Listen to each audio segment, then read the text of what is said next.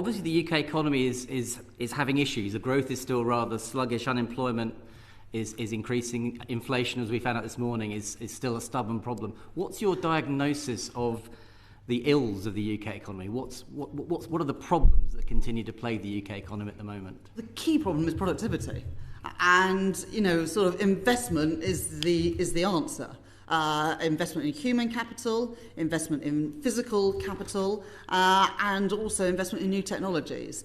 That's both public and private sector, but I think we've got the lowest private investment and lowest total investment as a share of GDP of any country in the G7. The result of that is that our productivity performance has not kept pace with our competitors and similar countries around the world. And that's why the fiscal rules that I've set out do treat investment spending different. Because what you saw, and you saw this in the previous Parliament, and the plans that we inherited saw public investment as a share of GDP fall to 1.7% to GDP. And we're instead going to keep it at 2.5%, 2.4, 2.5% of GDP. The easy thing to do as a Chancellor is to cut capital spending because, frankly, you're not likely to be the government that sees the benefit, the full benefit of that capital spending. But we're not going to keep making those short-sighted, wrong decisions, which is why we set out those changes to the fiscal rules. But productivity, I regard as the key reason why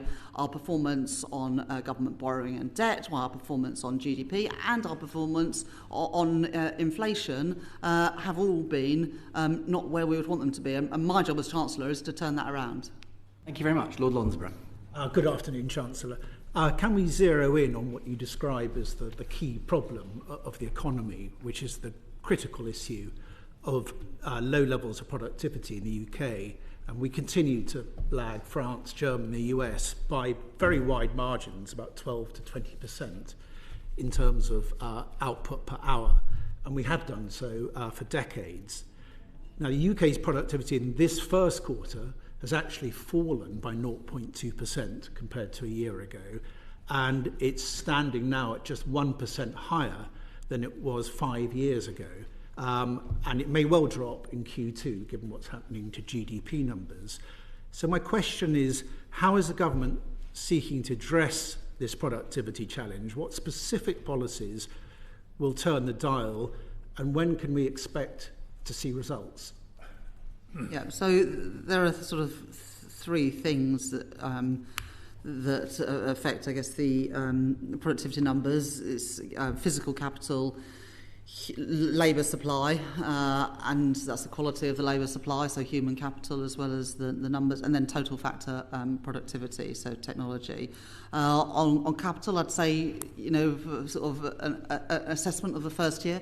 I think on physical capital, that's where we've done most in this first year. I've mentioned the £120 billion of extra CDEL capital spending by the government over the 5-year period, keeping capital spending by government flat as a share of GDP rather than it falling actually quite substantially, which was the plans that we inherited, but also using financial transactions through the National Wealth Fund and the British Business Bank and other public financial institutions to have additional capital spending, and then using things like the National Wealth Fund to leverage in private investment, 3 times as much private investment, and actually that's a model we've used as well for Sizewell C, where the National Wealth Fund is the sort of debt underwriter for that project. And as I said to Lord Pettygas, we've managed to bring in £120 billion of private investment just in this first year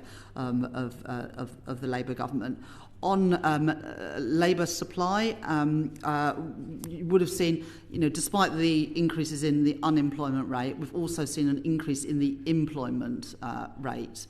And those two things can obviously be consistent because what we've seen is a reduction in economic inactivity.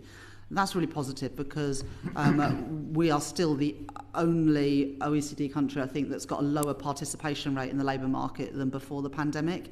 And so reducing those economic inactivity numbers are absolutely crucial. You know, the first step is that you move from being inactive to looking for work, and then hopefully you move into work. And there are still around 650, 700,000 vacancies in the economy. And, you know, we want to better match the people that are available for work with the jobs that are available. And we want to help those people who are currently economically inactive, whether that's because they took early retirement and maybe now perhaps regretting that, and that is the experience of some people during the sort of COVID period, whether you are a parent who is struggling to balance work and childcare, or whether you're one of the growing number of people on sickness and disability benefits, where we know that there are many people who are desperate to work but are not given the support. We also, in the spending review, invested significantly in both apprenticeships and further education, because that has been the sort of Cinderella service of the education system this last decade and a half. It's great that we've got 50% of kids going to university, but the 50% who don't, which in my constituency in Leeds Western Pudsey, there'll be the majority of kids don't go to university. So investing in FE and apprenticeships is really crucial for this government and our wider objectives around opportunity. So we've done some of that spending review, but I certainly think that's an area where we can do more to address the productivity issue through improving labour supply and human capital. And then the last thing is around sort of technology, total factor productivity. And Andy Haldane, former chief economist at Bank of England, talks about this long tail of low productivity firms.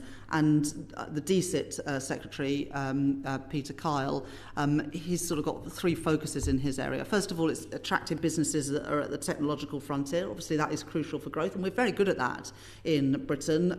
We've got a lot of very high-skilled people. I was at Imperial College this morning. That's an area where we are good, but we shouldn't rest on our laurels. The second area is using technology better in delivering public services. That's this issue about not just how much we spend on public services, but about getting value for money. And then the third is the sort of point around that long tail of productivity, about better take-up of AI and technology by smaller businesses and less productive firms. And so we're working in all of those areas, and there is a big opportunity.